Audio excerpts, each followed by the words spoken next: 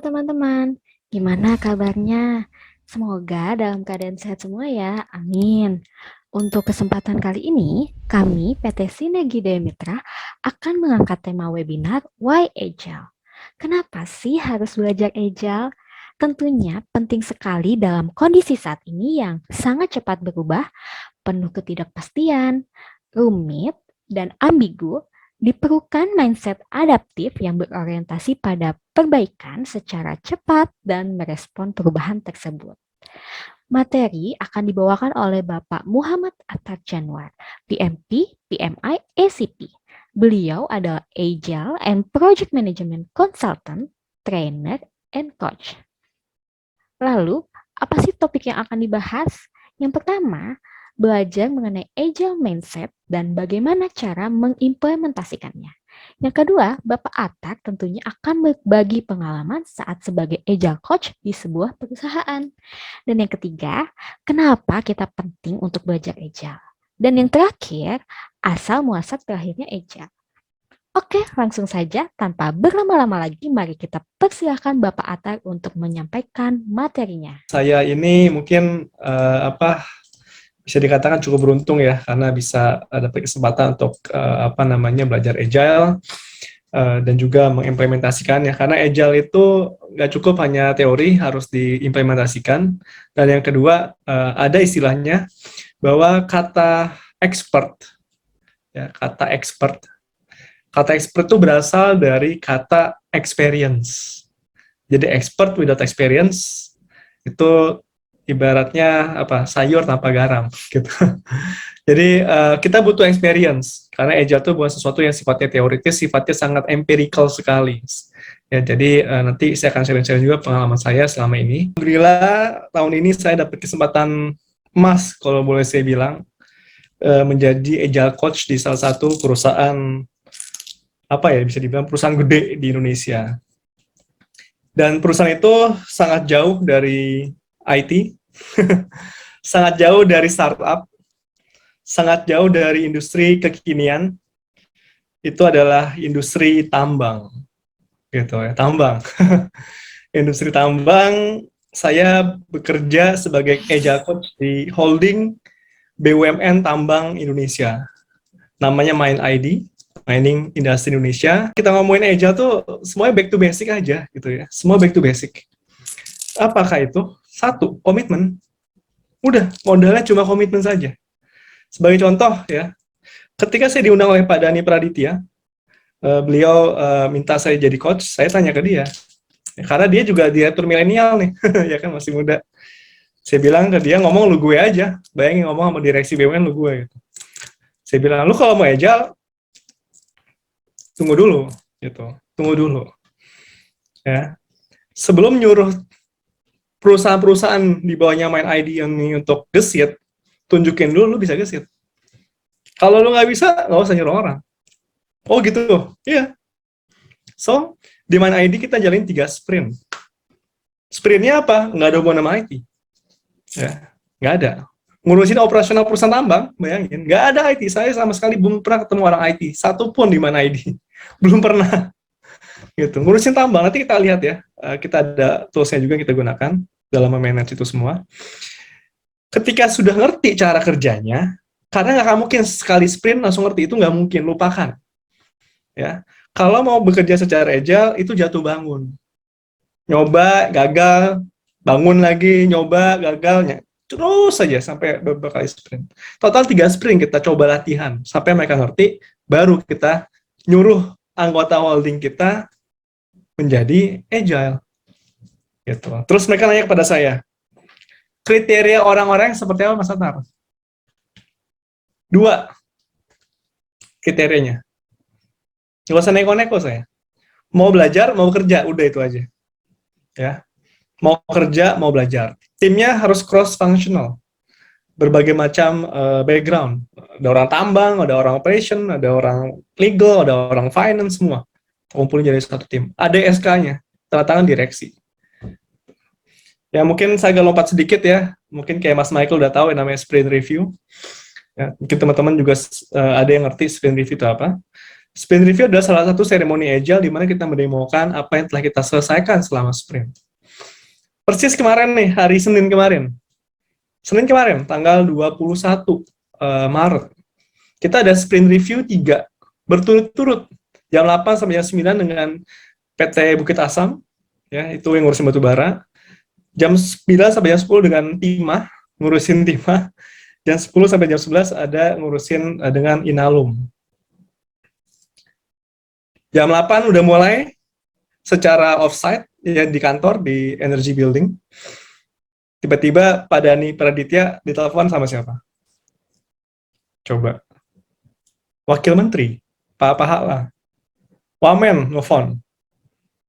Siapin data-data, gue siang nanti ketemu DPR karena ada RDP antara DPR dengan Kementerian BUMN. Kayak gitu. Terus Pak Dani bagaimana menghadapi itu? Apakah sprint review? Nggak mungkin lah, orang ini adalah isu nasional. Gitu. Ya udah, dia nyiapin data-data, kita ngapain? Jalan sprint review.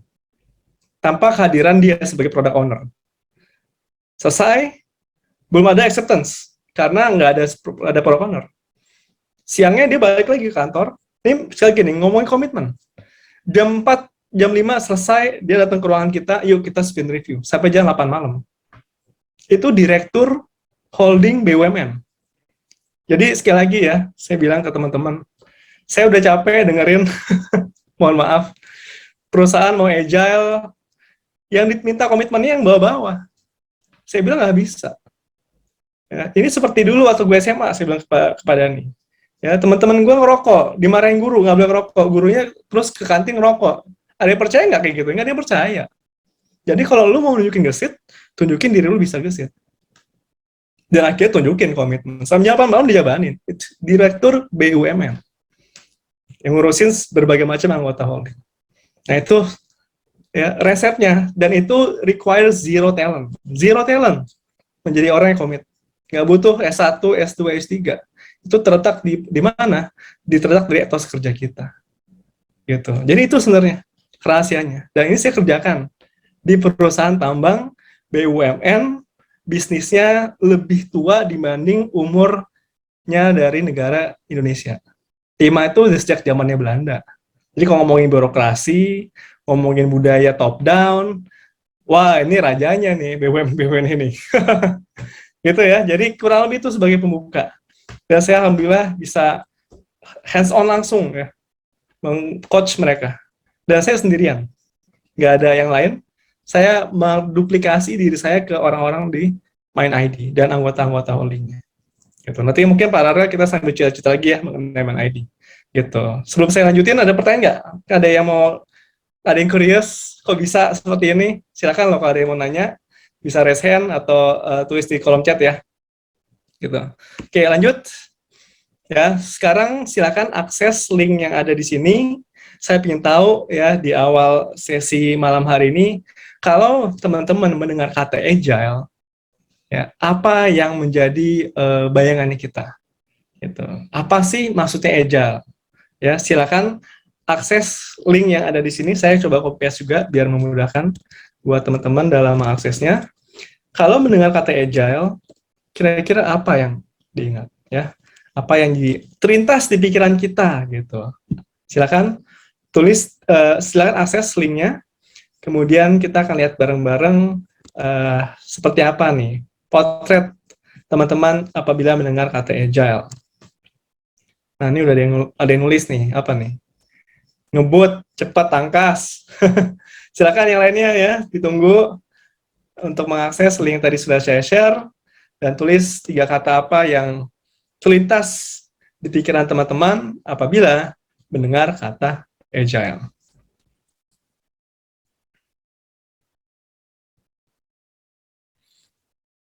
Tunggu ya.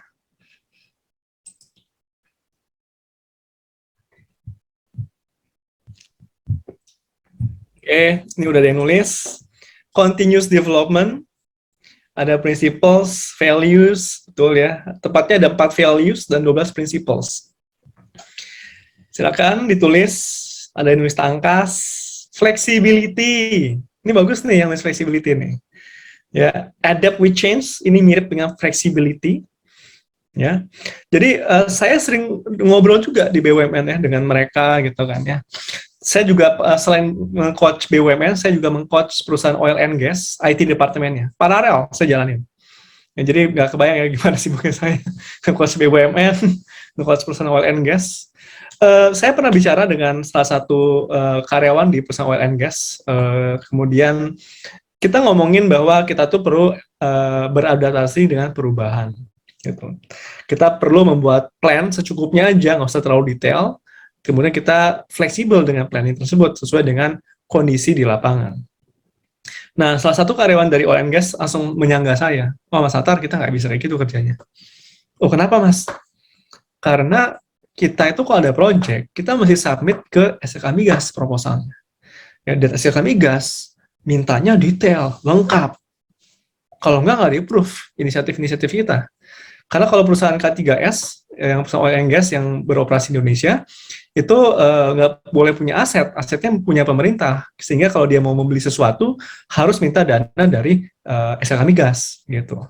Kemudian saya tanya, "Oh gitu Mas, iya. Jadi nggak bisa kayak gitu Mas cara kerjanya." Oke, saya tanya. "Gini deh Mas, Mas selama ini kalau bikin plan, project, itu berapa lama Mas bikin planningnya?" "Wah lama Mas, karena harus lengkap dan detail." "Oke, berapa lama?" "Ya 1 bulan 2 bulan." "Wah lama sekali." "Oke, udah berapa lama ngerjain project seperti itu Mas?" "Wah udah bertahun-tahun saya bikin plan yang seperti itu." "Oke, udah lama." "Oke. Coba deh Mas, dari pengalaman bertahun-tahun bikin planning yang detail dan lengkap seperti itu, ada nggak satu project yang actualnya ketika berjalan sama dengan planning? Ada nggak?" Terus dia mikir. Agak-agak ragu menjawabnya, cuma akhirnya dia ngaku. "Nggak ada juga Mas." Kalau gitu buat apa? Jadi zaman sekarang, kata orang zamannya VUCA ya, volatility, uncertainty, complexity, dan ambiguity. Ketika kita menjalankan project apapun ya, project apapun, entah itu mau bikin rig di offshore, entah itu mau bikin gedung ke, entah bikin project IT ke, entah jalan-jalan pulang kampung nanti lebaran, bisa dikatakan ya, saya cukup pede mengatakan ini, 90% ya, tidak ada yang akan persis dengan plan, itu nggak ada, gitu, nggak ada. Jadi permasalahannya bukan kemampuan planningnya yang kurang di era VUCA ini, bukan. Yang menjadi challenge kita adalah kemampuan flexibility kita yang di-challenge. Kemampuan kita adaptif yang di-challenge. Kalau kita nggak adaptif, project bisa berantakan. Itu poinnya. Jadi bukan masalah di planningnya. Masalah sekarang adalah keengganan kita tuh berubah. Sehingga tadi yang nulis flexibility, adapt with change, fleksibel, ini bagus. Gitu. Sayangnya banyak perusahaan hanya memahaminya sepintas di bibir aja, fleksibel, beradaptasi tanda perubahan. Cuma di mulut saja. Way of thinking-nya sama sekali nggak fleksibel. And that's a problem. That's happened in most organizations yang mengklaim dirinya sudah gesit. Itu permasalahannya. Ya, nggak usah sebut nama merek lah ya, nggak enak. Gitu. Ya. Oke, terima kasih yang sudah menyumbang ide-ide. Ya, bagus-bagus. Suka bingung frame-nya. Kemudian ada juga yang nulis di chat, ada Virus Nur, Agile itu keputusan cepat, tepat, dengan birokrasi yang tidak berbelit. Saya koreksi sedikit. Keputusannya nggak mesti tepat. Tidak. Agile itu nggak mesti keputusan tepat. Nggak. Kalau keputusannya harus tepat, kita jatuh-jatuhnya membuat keputusannya nggak cepat. Karena harus tepat. Gitu. Jadi keputusan itu nggak mesti tepat. Yang ada kita jalan, kita belajar dari keputusan itu. Kalau salah, kita perbaiki. Karena udah ada pakemannya di retrospektif. Gitu, ya. Ada istilahnya di era VUCA, perfection is the enemy of done. Berharap kesempurnaan, itu kita nggak akan bisa mulai-mulai. Misalnya mau merit, wah, gue duitnya masih kurang nih. Gue masih belum siap untuk merit, ya nggak merit jadinya. Kan ada yang seperti itu ya. Ya, banyak saya saat itu dulu mikir, waduh gue uangnya gaji gue cuma segini doang, gimana gue bisa merit? Tapi ada isi lain, nanti ada rezekinya. Nah, alhamdulillah memang ada rezekinya. Jadi kalau kita di dunia yang seperti ini, mindsetnya nggak mesti keputusannya tepat, tapi kita belajar dari keputusan, gitu. Sehingga memang kita berjalan dengan risiko, gitu. Dan itu yang saya ajarin juga ke klien-klien saya dalam menjalani implementasi agile. Terima kasih ya. Kemudian dari Mas Aaron ada cepat, tepat, comply. Nah, ini tepat juga berbahaya ya, karena agile tuh nggak mesti tepat, nggak mesti. Tapi belajar sepanjang perjalanan sprint, gitu. Nggak mesti tepat. Ya. Gitu. Kalau tepat, ujung-ujungnya kita jadi nunggu sempurna. Dan ketika nunggu sempurna, kita jadi nggak gesit lagi. Gitu. Ya, oke. Terima kasih. Kita lanjut ke PowerPoint ya, yang tadi udah disiapin. Sekali lagi, teman-teman, kalau ada pertanyaan, silakan ya diajukan. Kita di sini santai-santai aja, nggak usah terlalu serius ya. Oke. Nah, why ya, kenapa kita belajar Agile? Ini salah satu pertanyaan penting ketika perusahaan mau gesit gitu ya. Sayangnya kadang-kadang jawabannya suka nggak jelas gitu. Ya, yang lain udah Agile, kita Agile aja. Nggak ngerti sebenarnya kenapa. Agile itu adalah teknik, metode, mindset yang cocok untuk menghadapi situasi yang penuh perubahan. Itu resepnya ya. Jadi ketika kita bekerja atau menjalani kehidupan kita yang penuh ketidakpastian, cocok kita hadapinya dengan cara berpikir secara agile dengan jurus-jurus dari agile. Itu makanya. Tapi kalau ikut-ikutan itu bahaya. Karena akhirnya nanti mindset-nya nggak berubah. Karena ikut-ikutan. Tapi kalau kita ngerti kenapa kita harus berubah, kita tahu. Oke, kalau harus berubah, berarti harus ada yang dirubah. Entah kepalanya, entah leadership-nya, entah juga metodologi project manajemennya. Gitu ya. Jadi itu why-nya. Sehingga kalau nggak berubah, ya bisa-bisa kita istilahnya ya kalah di kompetisi. Ya, seperti yang dikatakan dari KPMG tahun 2019, mereka melakukan survei terhadap CEO di dunia yang mengatakan bahwa kebutuhan untuk menjadi gesit semakin tinggi dan mereka membuat kesimpulan apabila mereka bergerak terlalu pelan, mereka bisa out of competition atau gulung tikar.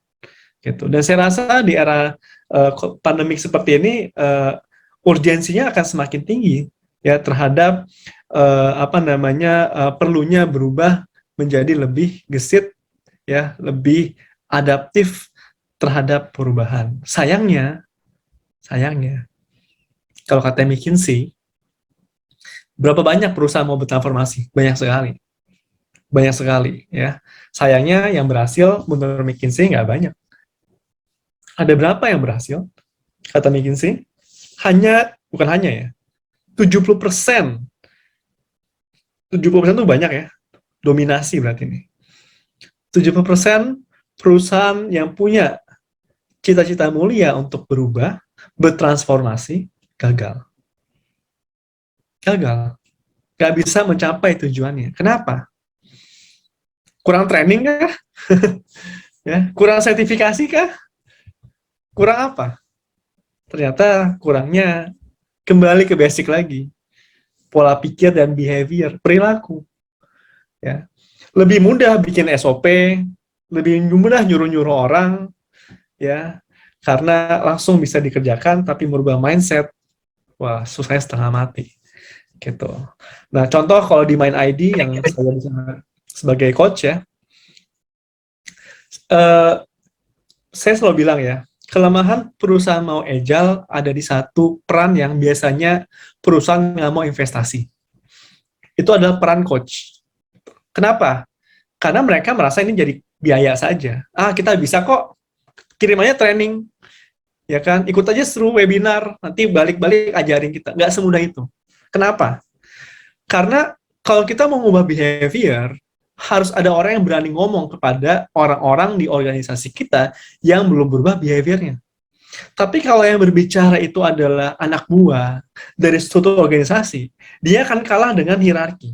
nggak berani, segen, nggak enak ngomong sama bos. Tapi saya di main ID, saya bisa ngomong ke direksi, lu nggak boleh kayak gitu. Lu harus stay di sini sampai malam, nunjukin komitmen lu. Coba, ada nggak orang di BUMN berani ngomong itu ke direktur? Nggak ada lah, nggak ada. Nah, ini terjadi di banyak perusahaan, nggak cuma di BUMN. Nggak ada yang berani ngomong. Ya, ketika product owner-nya, scrum master-nya, yang umumnya adalah posisinya biasanya tinggi, ya, tapi dia nggak mengikuti agile way of working-nya, segan untuk dikritik. Nggak enak, ketika gue salah. Nah, pihak ketiga yang netral tuh harus ada untuk mengatakan bahwa Bapak harus tetap join meeting, Pak. Gitu. Bayangkan kalau kita di perusahaan ketika ada meeting penting, atasan kita, which is salah satu decision maker-nya nggak bisa, terus kita, ya udah deh, besok aja deh. Nah, kira apa terjadi? Ya udah, sprintnya mundur. Padahal nggak boleh sprint itu mundur. Terjadi di mana-mana. Di Mayadi saya nggak bilang nggak mau kayak gitu. Sprint itu harus berakhir sekarang. Gitu. Bapak harus join meeting. Nggak ada kata-kata pulang dari DPR jam berapa? Jam sekian gue tungguin loh, kayak gitu. Ada yang berani ngomong nggak kayak gitu di perusahaan kita? Kalau kita mau agile, jarang mungkin yang punya nyali ngomong kayak gitu. Nah, itu harus ada pihak ketiga. Tugasnya ngomong seperti itu. Jadi tugas saya di Mind ID nyuruh-nyuruh direktur BUMN, lu harus begini, lu harus begitu. Itu kerjanya saya. Enak ya, nyuruh-nyuruh bos. Gitu. Oke. Nah, agile bagaimana asal muasalnya? Buat teman-teman yang dari IT, kita cukup beruntung ya, karena memang agile itu dipopulerkan, ya, dimanifestasikan oleh orang-orang IT yang ngumpul di Amerika Serikat tahun 2001. Gitu. Mereka ngumpul dan mereka berdiskusi. Background mereka adalah orang-orang software developer, pengembang software yang bikin aplikasi. Terus mereka punya cara sendiri dalam mengembangkan aplikasi mereka. Gitu. Terus mereka ada pertemuan, sharing-sharing pengalaman. Misalkan, Jeff Sutherland, ini yang bawah nih ya, cerita dong ke kita semua bagaimana lo ngembangin software. Cerita, wah gue kalau ngembangin software, timeline-nya gue pendek-pendekin, 2 mingguan. Hari pertama gue ada meeting. Hari terakhir gue ada meeting. Tiap hari gue juga ada meeting, tiap hari.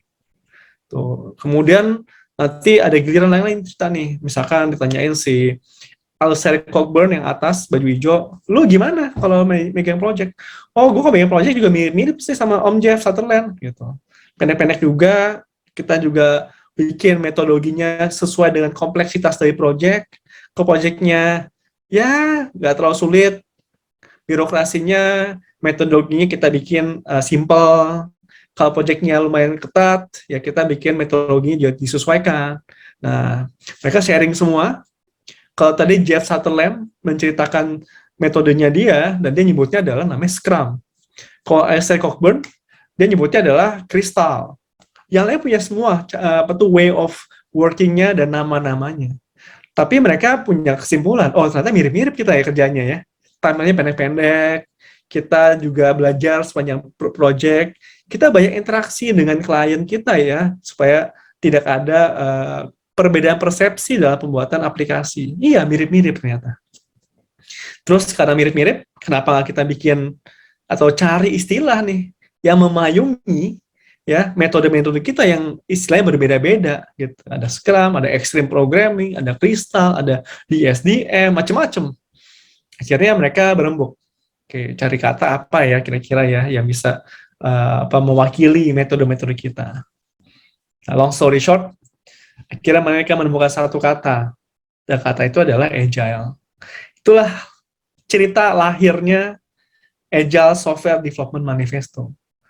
Mereka adalah orang-orang yang bertanggung jawab, ya, sampai hari ini Agile sangat viral ya di berbagai macam organisasi yang lahirnya dari pengembangan software.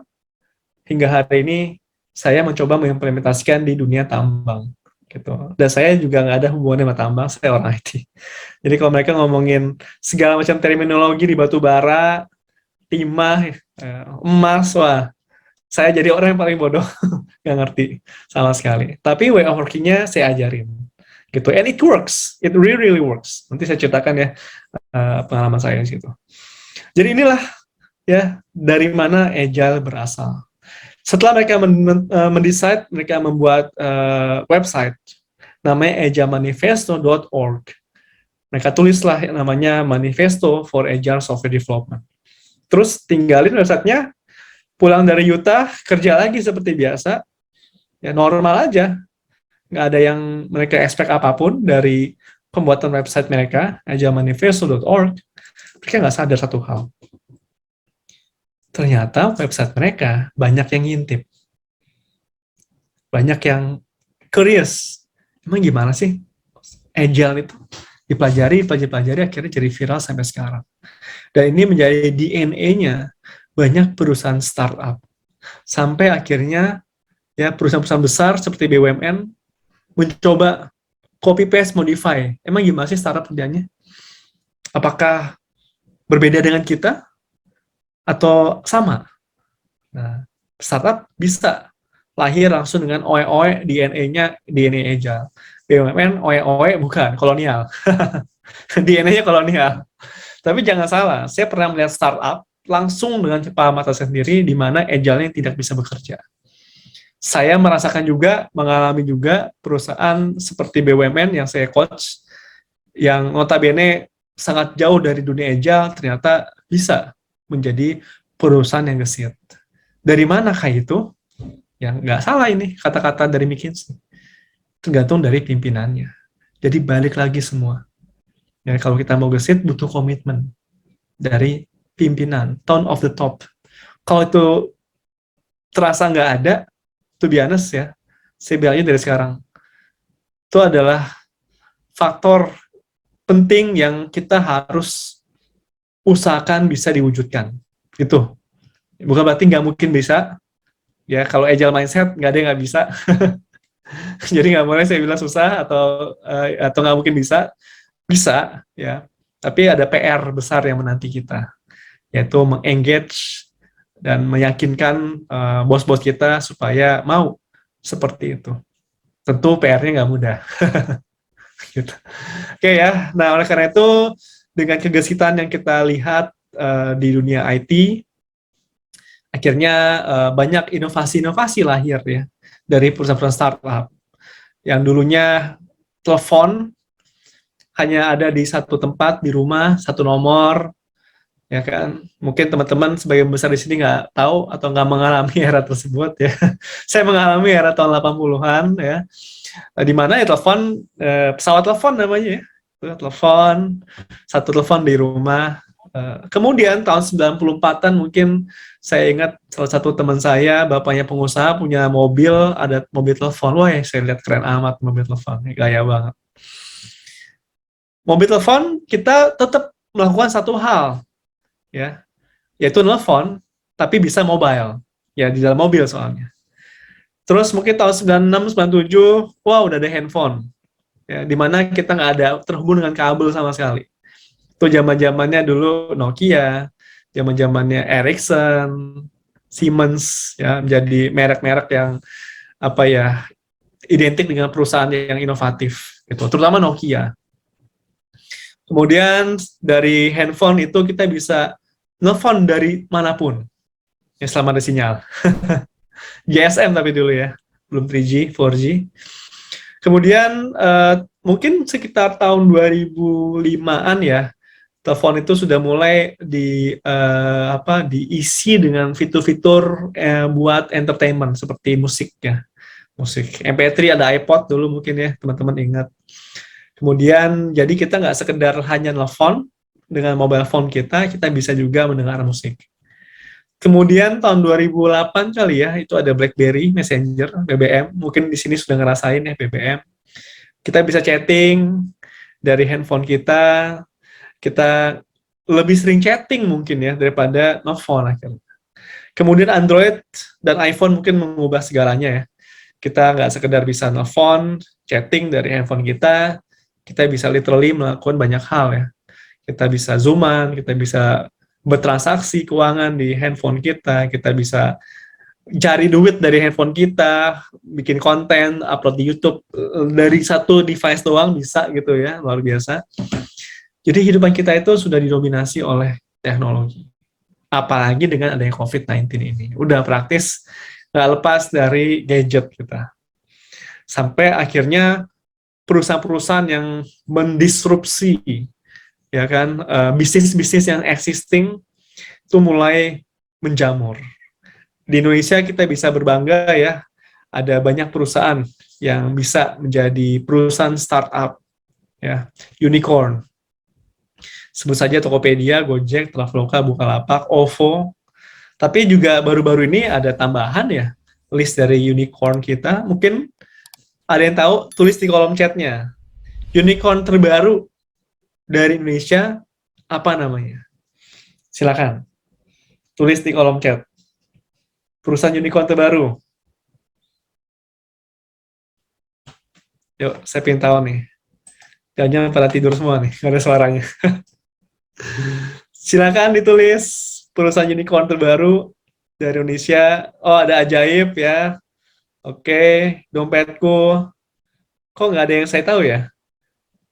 Saya tahunya perusahaannya adalah apa namanya, Mas Awan? Kopi Kenangan ya? Kalau nggak salah. Kopi kenangan. Kopi Kenangan ya. Kopi Kenangan setahu saya juga salah satu unicorn ya. Gitu. Ajaib mungkin ya, dompetku juga mungkin ya. Tapi nevertheless banyak ya perusahaan-perusahaan mulai mendominasi karena mereka terlahir menjadi perusahaan yang harus berinovatif ya di dunia, dan mereka berhasil menggoyang ya perusahaan-perusahaan yang sudah existing. Wah, seru banget ya pembahasannya. Tadi Pak Atta sudah menjelaskan mengenai pentingnya belajar agile mindset dan asal-muasal terakhirnya agile.